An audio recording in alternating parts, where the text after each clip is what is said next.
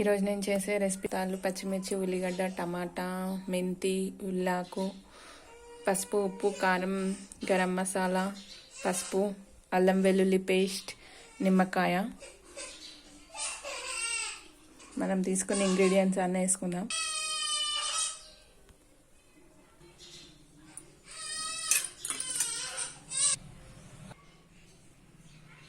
కొంచెం ఆయిల్ మంచి కలుపుకోవాలి. ఇట్లా కూర అప్పటికప్పుడు ఫ్రెష్గా చేసుకున్న మసాలాలు అయితే కూర బాగా టేస్టీగా ఉంటుంది. ఇలా కలుపుకున్న కూరను 15 minutes పక్కకు పెట్టుకోవాలి.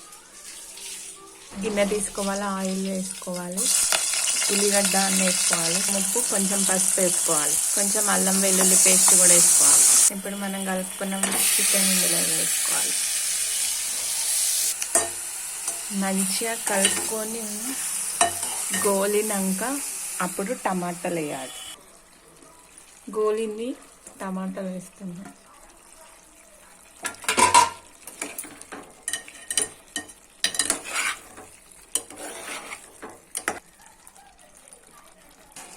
కుడుక,